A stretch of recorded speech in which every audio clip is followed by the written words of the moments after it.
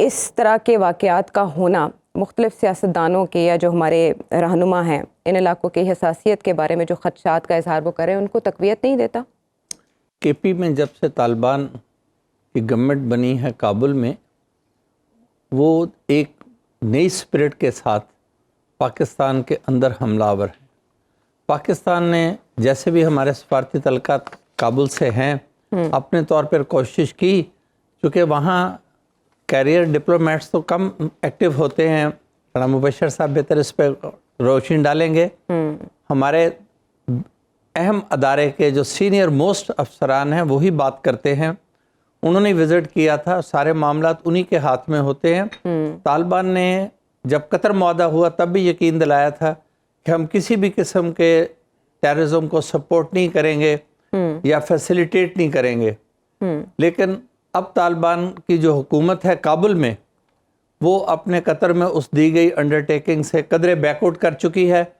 پاکستان کے اندر طالبان موجود ہیں اور افغانستان سے انفلٹریشن بھی جاری ہے، یہ اطلاعات ہے، مصدقہ نہیں، میرے پاس اتنا کوئی سورس نہیں کہ میں یہ کہہ سکوں، لیکن خود پاکستانی گورنمنٹ کا اپنا موقف ہے کہ نیٹو فورسز کا یا امریکنز کا چھوڑا ہوا اسلحہ جو کہ which was meant for the use of American troops in Afghanistan, وہ اب طالبان کے ہاتھ میں ہے۔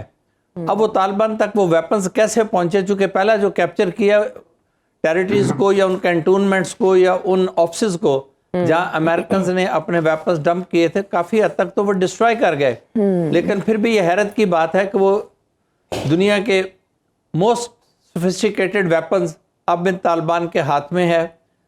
اور لوکل پاپولیشن میں بھی یہ بات کہنے میں ہمیں شرمانا نہیں چاہیے کہ لوکل پاپولیشن میں بھی کہیں نہ کہیں ان کے سلیپنگ سیلز موجود ہیں، سپورٹ موجود ہے۔ اب یہ بات ہے کہ اجتماعی ملکی صورتحال جبکہ ہم الیکشن کی طرف بڑھ رہے ہیں، یہ وہ ڈی آئی خان اور اس کا جو کنیکٹڈ ایریا ہے یا ایڈجیسنٹ نیولی مائڈ ڈسٹرکٹس جو ہم نے کیے ہیں، اور ان ایریاز میں یہ لوگ سال ڈیڑھ سال سے ایکٹیو ہیں۔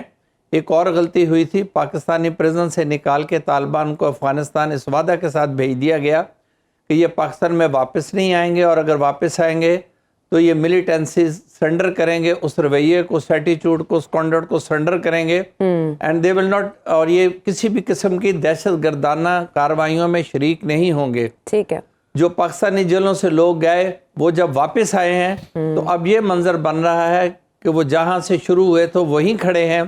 جس انداز میں آج سے 10-12 سال پہلے کے پی میں یہ لوگ فوج کے ساتھ لڑ رہے تھے، وہ اب پھر لڑ رہے ہیں، اور پاک فوج ہر روز قربانیاں دیتی ہے، جانوں کا نذرانہ جوان پیش کرتے ہیں۔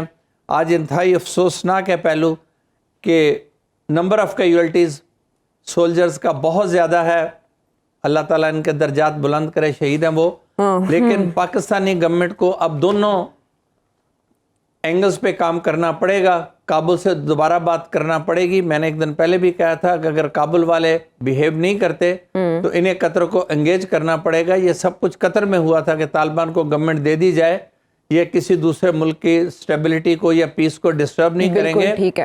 اب وہ کسی قسم کی ذمہ داری لینے کو تیار نہیں ہے، اور یہ کچھ علاقوں میں آزادانہ گھوم رہے ہیں، اور صرف ایک کے پی کے یہ ایریاز نہیں ہیں، ان کی اچھی خاصی پریزنس اب بلوچستان میں بھی ہے، اور بلوچستان میں ایک اور خطرناک پہلو کے متعلق شکوک و شبہات جنم لے رہے ہیں کہ بلوچستان کی وہ نیشنل فورسز جو بلوچستان میں کچھ اور قسم کی تحریک چلا رہی ہیں، جی وہ مذہبی طور پہ ان کے ساتھ قربت نہیں رکھتے، لیکن جو وائر پولرز ہیں وہ انہیں اکٹھا کر رہے ہیں۔ ٹھیک ہے، ملٹیپل چیلنجز ہیں دو مختلف صوبوں میں، آپ نے ان کا احاطہ کر دیا، ڈسٹرب ہو رہے ہیں۔ لیکن آپ نے کہا کہ جو ضرورت ہے اس وقت کی، اب جو بھی پاکستان میں دہشت گردی کے واقعات ہوتے ہیں تانے بانے جا کے افغانستان سے ہی ملتے ہیں۔ آپ نے کہا قطر از نو مور انٹرسٹڈ، بٹ جب پشاور میں پولیس لائنز میں ایک بڑا دھماکہ ہوا تھا اور بڑی تعداد میں شہادتیں ہوئی تھی، تب امریکہ کے اسٹیٹ ڈپارٹمنٹ کی جانب سے یہ کہا گیا تھا کہ دہشت گردی کے خلاف جنگ میں امریکہ پاکستان کے ساتھ تعاون کرنے کے لیے تیار ہے۔ میں نے قطر انٹرسٹڈ نہیں ہے، میں نے کہا قطر گرنٹر تھا، قطر مسٹ انٹروین، بٹ ابھی کیا انٹرسٹڈ ہیں یا نہیں ہیں یہ آپ نے پاکستان کی ڈپلومیٹک سروس دیکھے۔ آج جو بھی سماعت ہوئی اس میں جسٹس منصور علی شاہ کے جو سوالات ہیں، اور کس قانونی نقطے پر کیس ٹیک اپ کیا جائے، نہیں صاحب بتائیے۔ آرٹیکل 186 کے تحت پریزیڈنٹ صاحب نے ایک کویسچن بھیجا تھا، وہ کویسچن بھیجتے جیسے ریفرنس کا نام دیا جاتا ہے، اس پہ سپریم کورٹ کو لازم ہے کہ اس کو آنسر کرے، اور اس میں بہت سارے سال چلے گئے۔ اصل تو بات یہ ہے کہ یہ 79 کے ایشو کو اب ری اوپن کیا جانا کسی کے سیاسی مفادات کے لیے بھی شاید کافی نہ ہو. بھٹو صاحب کی ایگزیکیوشن کو قوم نے کبھی بھی قبول نہیں کیا تھا، کم از کم بھٹو کے حامیوں نے کبھی بھٹو کو قاتل نہیں گردانا تھا. حالانکہ بھٹو کے مخالفین اس وقت، جس میں موجودہ میاں نواز شریف کے متعلقہ لوگ بھی شامل ہیں، اس وقت بھٹو کو پھانسی دو کے نعرے بھی انہیں شہر کی سڑکوں پہ لگے تھے. لیکن بعد میں بھٹو صاحب کو شہیدی صاحب نے قرار دیا اور وہ وکٹم کارڈ پاکستان پیپلز پارٹی 2 بار کھیلنے کے بعد ابھی بھی سندھ میں اسی کارڈ پہ، وکٹم کارڈ پہ پولیٹکس کر رہی ہے. یہ اب فیصلہ کیا آ سکتا ہے؟ تمام گواہ آلموسٹ فوت ہو گئے ہیں، کو ایکیوز ایگزیکیوٹ ہو گئے ہیں، بھٹو صاحب خود ایگزیکیوٹ ہو گئے، صرف ایک کمپلیننٹ زندہ ہے، تمام وکلا غالباً فوت ہو گئے ہیں. ایک ہسٹوریکل فیکٹ ہے کہ بھٹو واز پروسیکیوٹڈ اینڈ ایگزیکیوٹڈ رائٹلی اور رانگلی. اب سپریم کورٹ اس کویسچن کی مینٹینیبلٹی کو ڈیسائیڈ کرنے کے بعد آگے چلے گی، اور یہ بڑا اہم سوال ہے.